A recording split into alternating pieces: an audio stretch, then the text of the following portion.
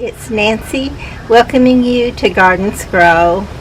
It's September the 2nd and we are still having some of this miracle weather. I just can't believe that I can go outside, and I guess September is time for it to show a little more signs of fall, but it's still amazing to find that you can walk out there and just have the whole atmosphere, the whole temperature, the gentle breeze. It's like the whole garden has renewed itself.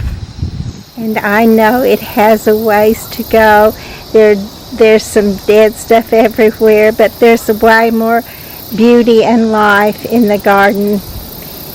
And I'm going to try to get some of that dead stuff out so the other can shine even more if I can get myself together.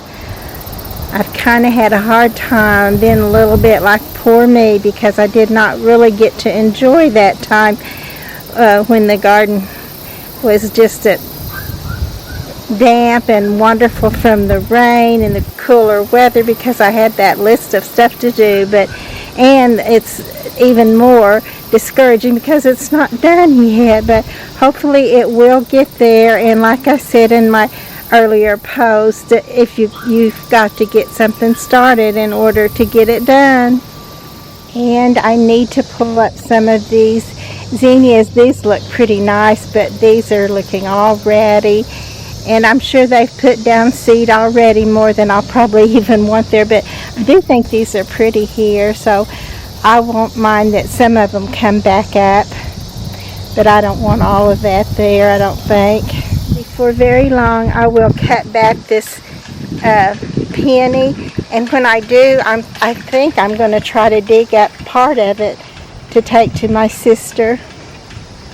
I know this little hibiscus is a tiny little thing, but look how healthy it looks.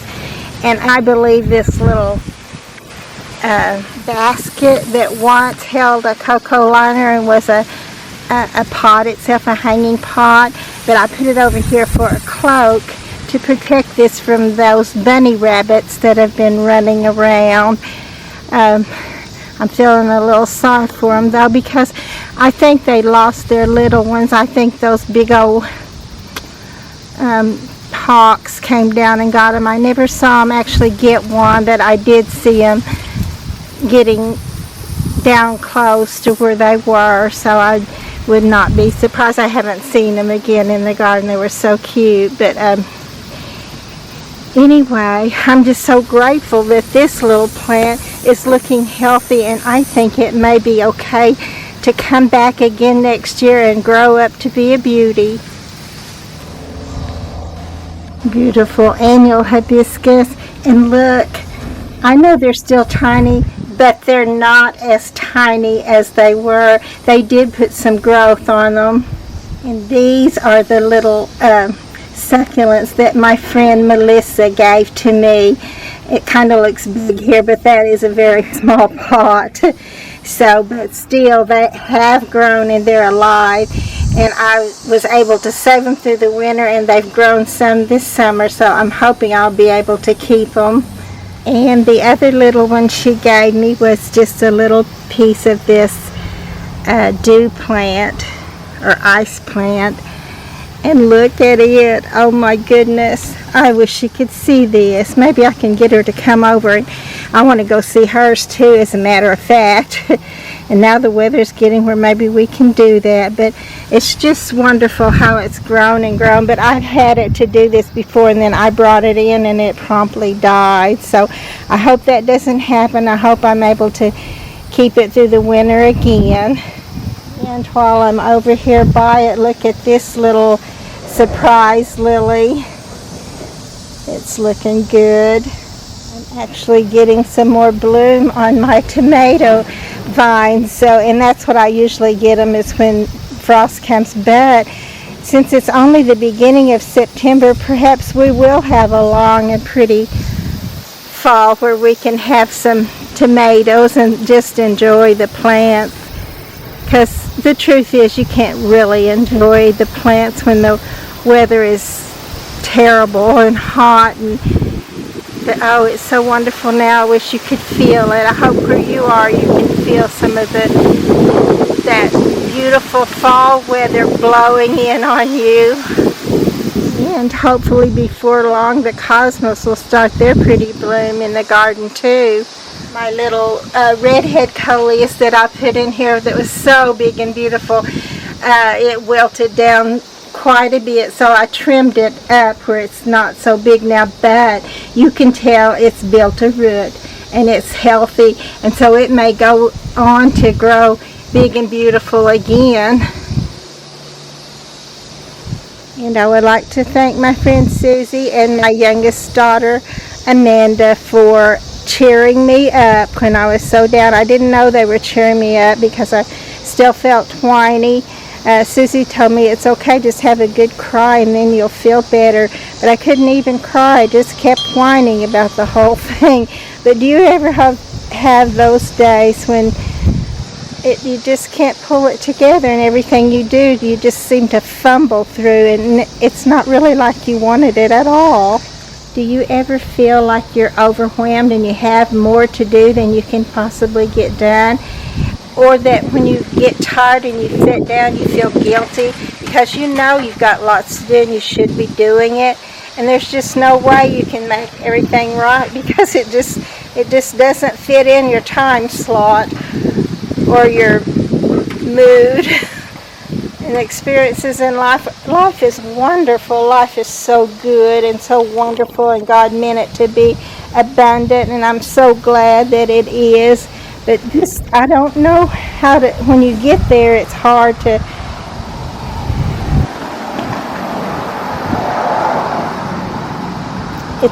explain it. I know at least two of my sisters, Kathy and Rosie, they always say God's got it, and I do believe that. With all my heart, I do believe that. But somehow, do you ever feel like, well, I need to understand how He's got it? Because I don't sometimes. I just don't. I don't see how any bad thing can be God's will. And honestly, I don't think it is. I think, He's going to have to work on that and turn it around for our good. And I know He will, but oh my, it's so hard when like for one thing, I know a person right now that's going through cancer, and he's been struggling with it for a long time. I know he has faith to believe, and he's not going to give up on his faith. His family is behind him. He's a wonderful person, and I've seen it happen before with my own pastor and his wife, and she's still not really over. Well, you never get over that when you lose someone. You never get over it. You just learn how to go on with life because you don't have a choice. That's the only thing there is to do. But things like that are hard to understand when they have faith, and the Bible says, whatever you ask in faith believing, you shall have them. And they know it and they believe it, and then it still doesn't happen that way. But I'm not saying that the scripture is not true, because I do believe it is true, and I believe He has our best interests in mind at all times through every situation. But it doesn't make it any easier to understand. Sometimes we never understand. We just have to believe that God's got it. And I do believe that God is working all things together for our good.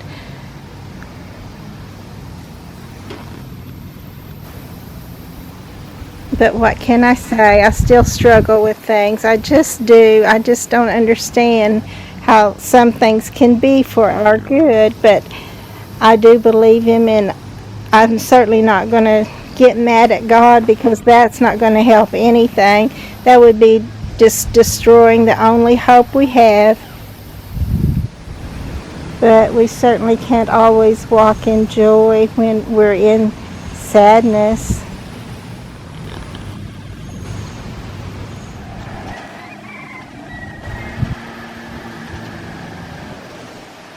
And I'm thinking that I may have to water tomorrow, and I'm thinking that I love not having to water, and I'm not sure if I want to keep doing the garden sometimes. It's just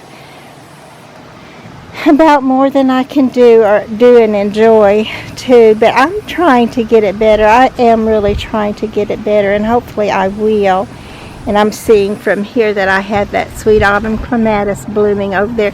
I'm going to go over and see how well it's blooming. So it's not all filled out, but it's filled out pretty well and looking good. And it actually smells good too today. I hadn't noticed it. This doesn't have a strong scent, but I can smell it even from this far away from it, and it smells nice. And I might not miss all the work in the garden. I'm pretty sure I wouldn't. I'm pretty sure I would love not having to work so hard in the garden, but I would miss seeing the beauty of the garden, and I would miss sharing the garden with you.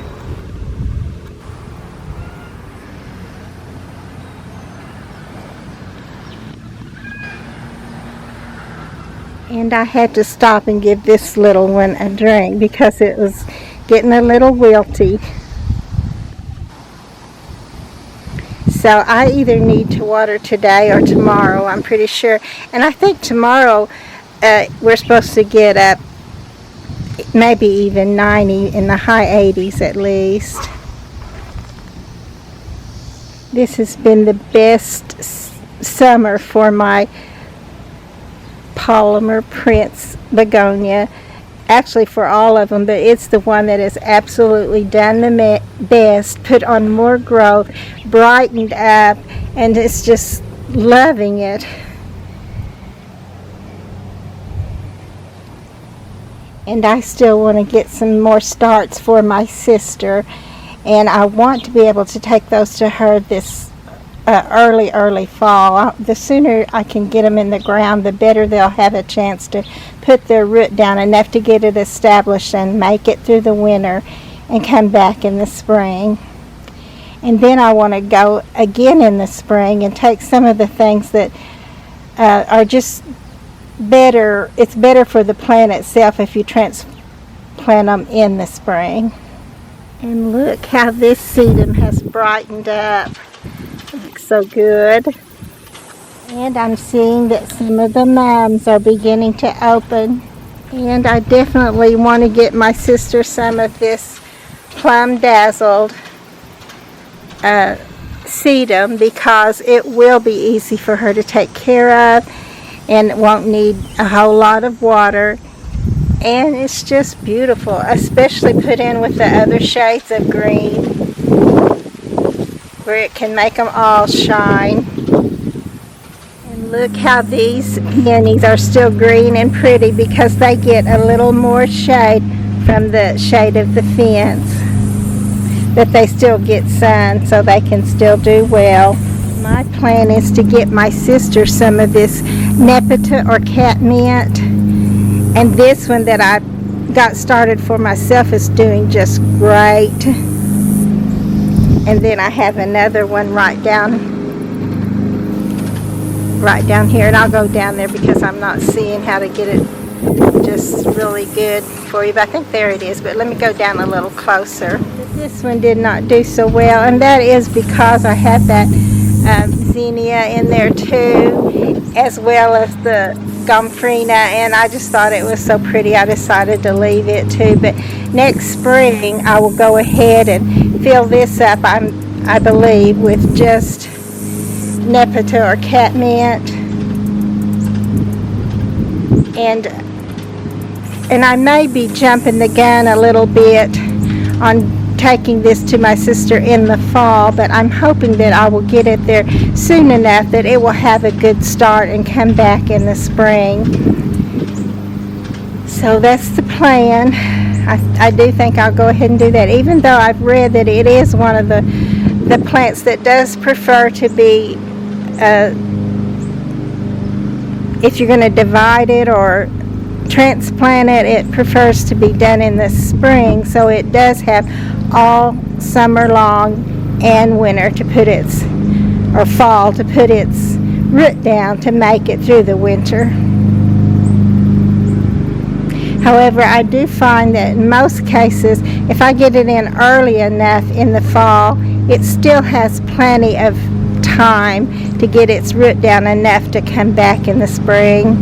And look at this fennel putting on seed now, but look how tall it's grown. And I started this from a seed in the spring. I was so surprised that it made it, and it's looking great, and hopefully it will come back in the spring also and just get bigger and better. And I don't know if you remember that I showed you at one time that this was just a little,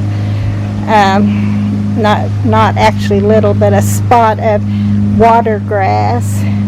I remember this was in the fields when we were chopping peanuts, and my dad said, I don't know where this water grass came from, but for my part it could go back there because it's so hard to get up. But it was actually pretty easily done. The ground was soft, and I just took my knife down under it, and I didn't have so terribly much.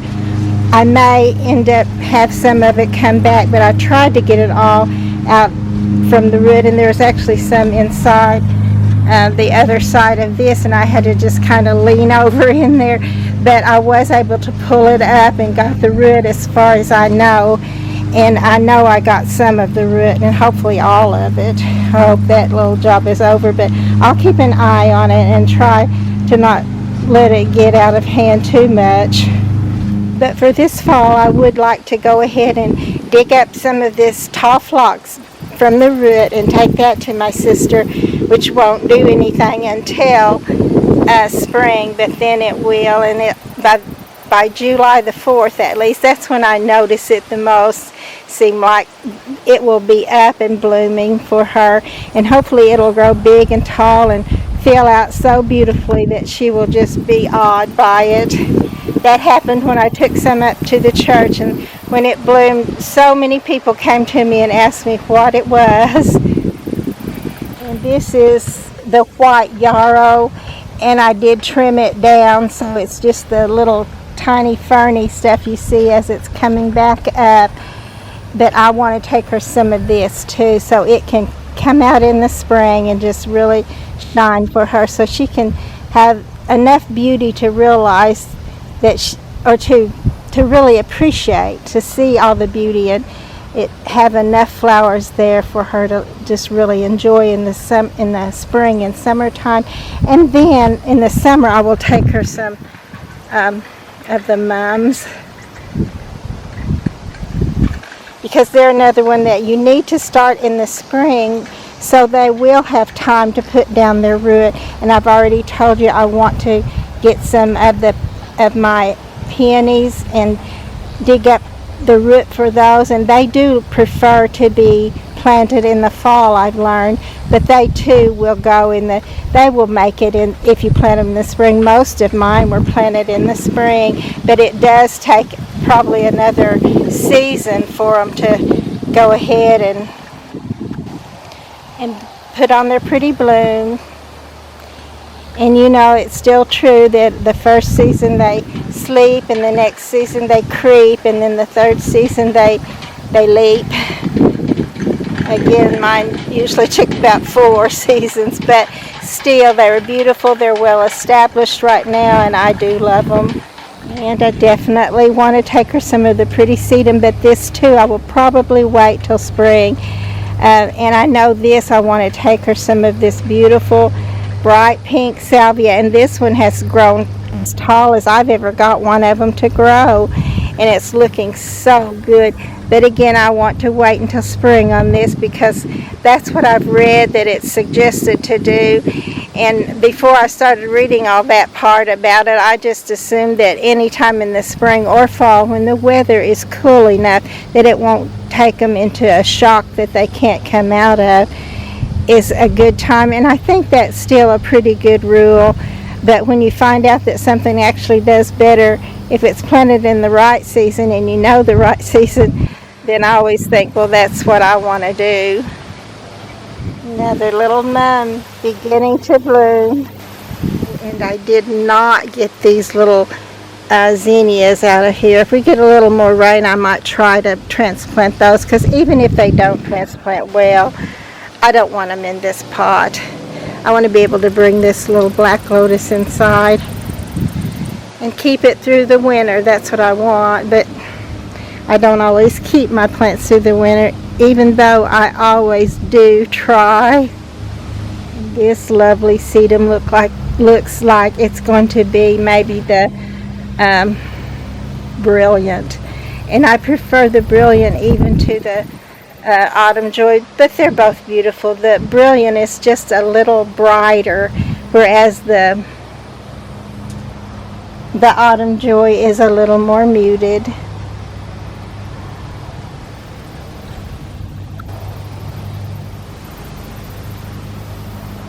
And I will at some point want to give Diddy some of this as a purple aster, and I know that purple is her favorite color anyway, so I would definitely like to get her some of this going. And I'll probably take it in the spring too. We'll see how that goes, what I can get done, and what I feel like will be a good time for it to go ahead and be transplanted and give it a trial. And even if it doesn't, we can try again in the spring. And then of course this little pink Texas star hibiscus, I'm going to take that to her too. Right now it's in one of my clay pots that I like to bring inside through the winter, and I did have this one inside, and I thought this was one of the non-hardy hibiscus, so that's why I took it in. But it's a hardy hibiscus, and this will work great for her to put in, and it won't have a lot of trouble. Just clip it off in the fall or in the spring and let it just come back from the root. I'm thinking that I may be seeing a little bud right here on this bougainvillea, but I can also tell that it's a little wilty right now. So I am going to put some water on this just right now. Be sure to like and to subscribe to the channel.